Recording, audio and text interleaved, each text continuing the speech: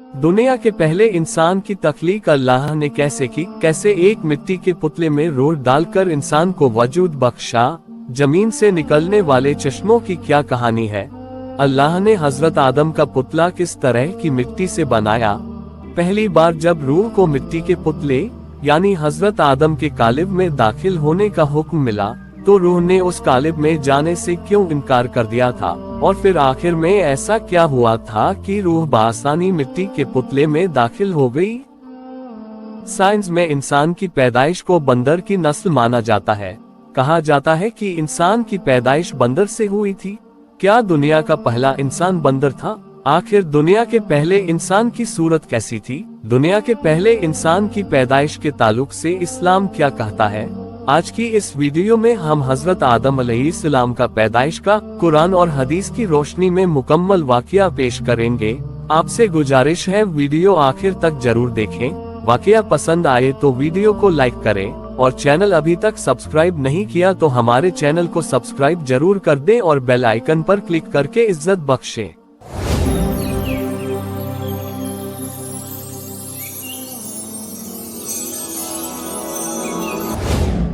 कुरान में अल्लाह ताला ने फरमाया, बेशक हमने तुम्हारे असल आदम को मिट्टी से पैदा किया।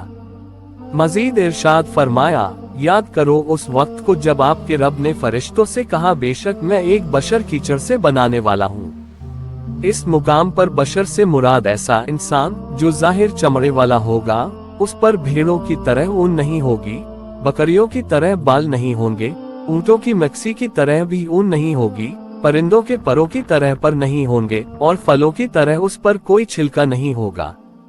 अल्लाह ताला ने फरमाया, बेशक हमने इंसानों को चिपकती हुई मिट्टी से पैदा किया। यहाँ भी इंसानों से मुराद उनके असल आदम अलैहिस्सलाम ही से है।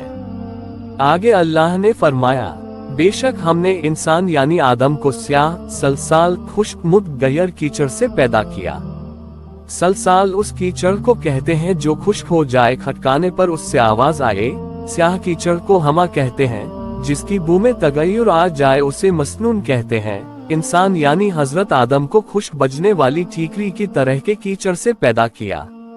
इन आयात से हजरत आदम अलैहिस्सलाम की पैदाइश के मुख्तलिफ मराहिल का जिक्र किया गया है।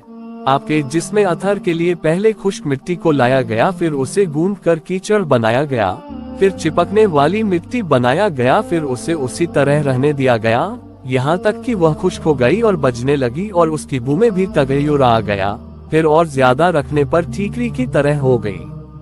आदम अलैहिस्सलाम के जिस्म अतहर की तख्लीक के लिए अल्लाह ताला ने सबसे पहले हजरत जिब्राइल अलैहिस्सलाम को हुक्म दिया कि वो जमीन पर जाए और जमीन से मिट्टी लेकर वापस आए।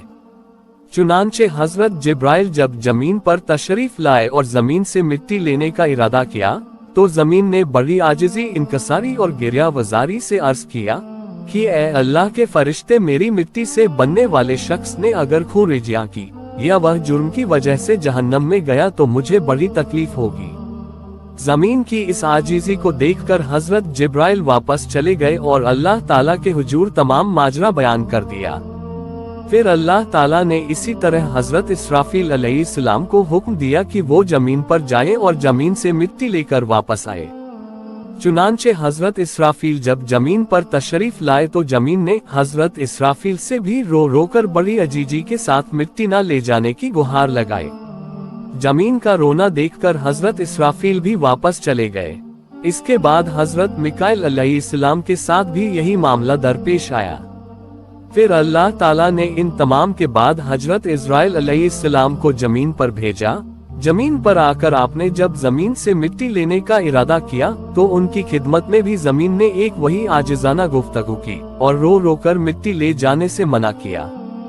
लेकिन आपने कहा कि मैं तेरी बात तस्लीम करूं या अल्लाह ताला के हुक्म पर अमल करूं।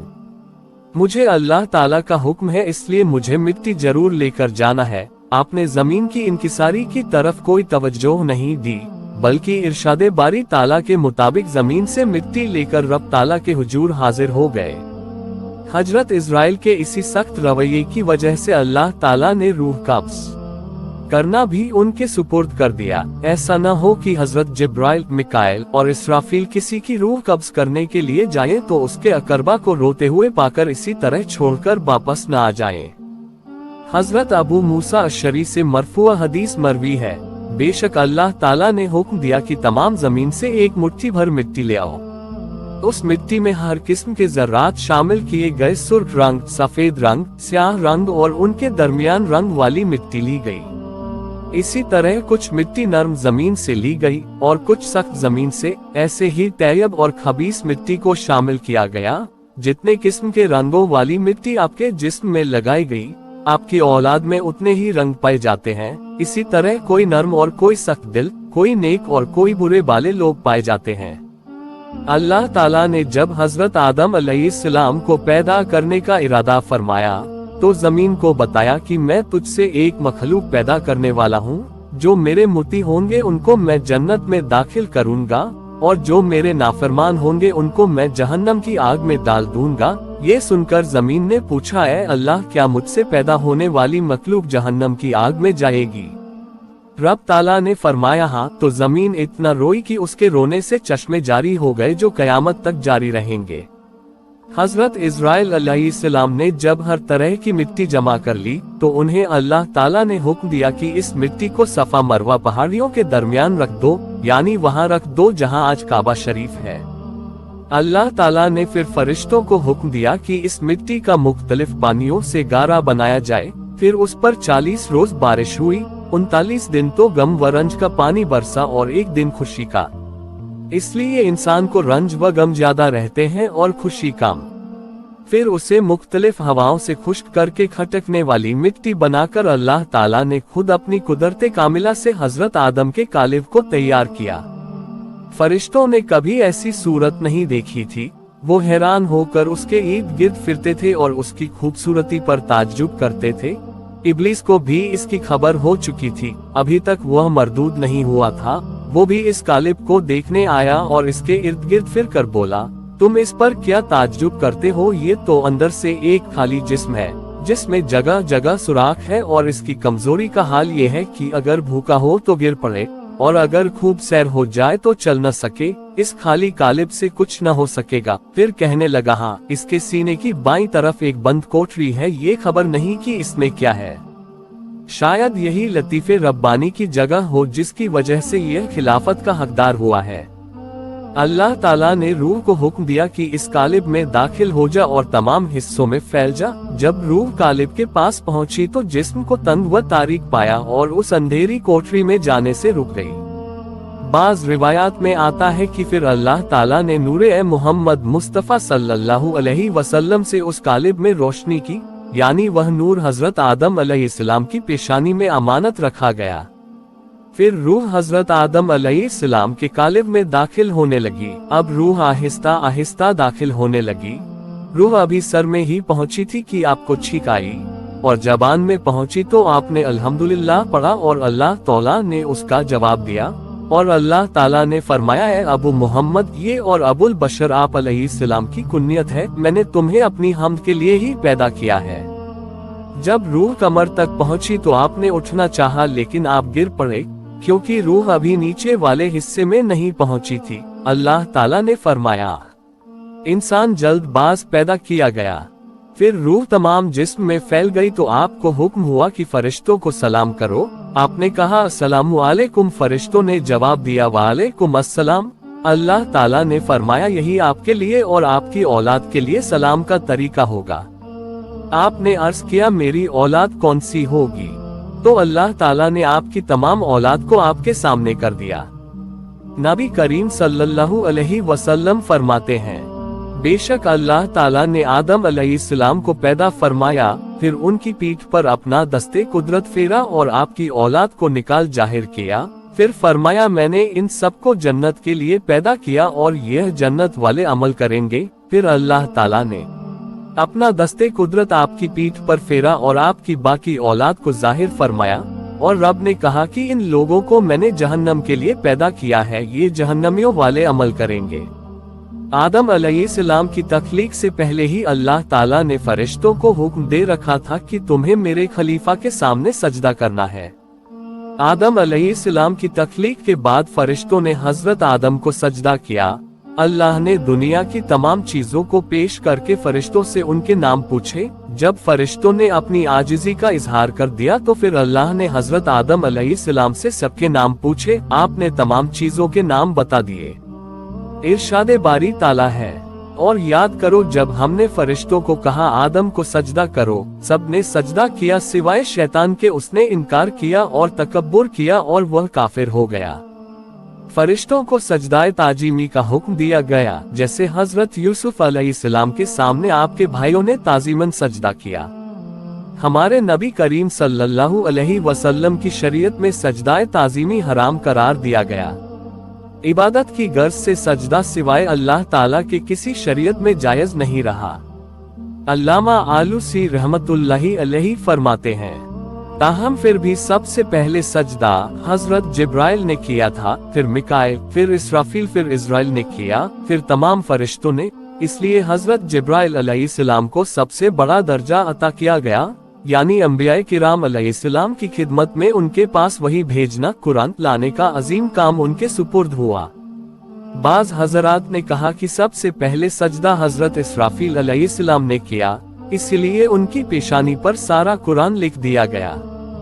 आदम अलैहिस्सलाम को खलीफा-ए हकीकी का मज़हर बनाया गया। अगरचे जाहिर तौर पर सबसे पहले खलीफा हजरत आदम अलैहिस्सलाम हैं, लेकिन दरहकीकत सबसे पहले खलीफा हमारे नबी करीम सल्लल्लाहु अलैहि वसल्लम ही हैं, क्योंकि आपका अपना इरशादे गिरामी यह है, मैं उस वक्त भी नबी था जब आदम अलैहिस्सलाम रूह और जिस्म के दरमियान थे। हजरत जिब्राइल अलैहिस्सलाम अल्लाह ताला के हुक्म से नबी करीम सल्लल्लाहु अलैहि वसल्लम की कब्र अनवर की जगह से मिट्टी ले गए। आबे तस्नीम से उसे गूंधा गया, जन्नत की नहरों में गोते दिए गए, जमीनों आसमानों में फिराया गया। इसी वजह से हजरत आदम अलैहिस्सलाम से पहले ही फरिश्तों ने नबी करीम सल्लल्लाहु अलैहि वसल्लम को पहचान लिया था।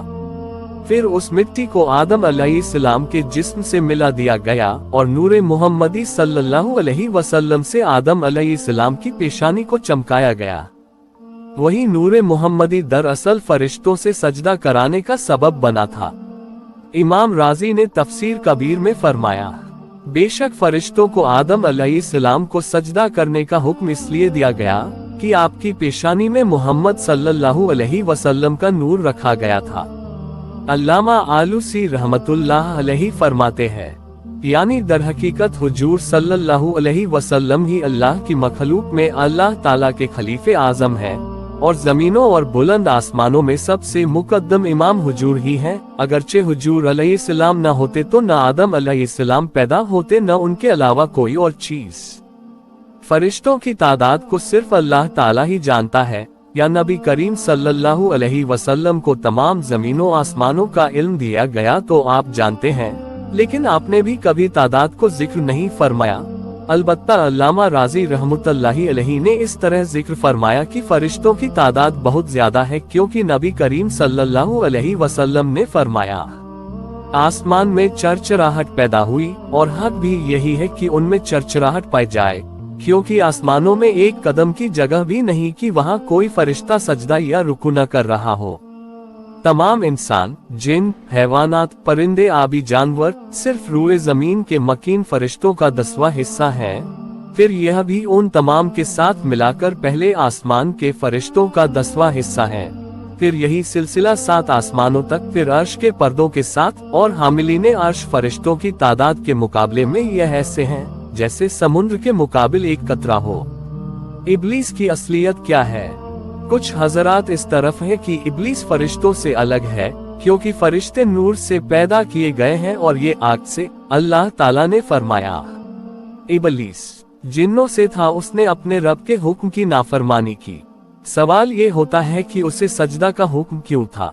हालांकि जाहिर तौर पर तो सजदे का हुक्म सिर्फ फरिश्तों को है, तो इसका जवाब उन हजरात की तरफ से ये दिया जाता है कि यह कसरते इबादत की वजह से फरिश्तों में दाखिल था और मलाइका वाले अहकाम ही उस पर जारी होते थे, यानी तगलीबन उस पर हुक्म जारी हुआ। जैसे सरदारों को हुक्म दिया जाए तो उनके मातहत भी इस हुक्म में दाखिल होते हैं। लेकिन कुछ मुहक्किकीन यानी अल्लामा बेगवी वाहिदी, काजी बैज़ावी, अल्लामा आलूसी और अल्लामा राजी इस तरफ हैं कि यह फरिश्तों से ही था। इससे आगे का वाक़या इंशाअल्लाह नेक्स्ट वीडियो में पेश किया जाएगा।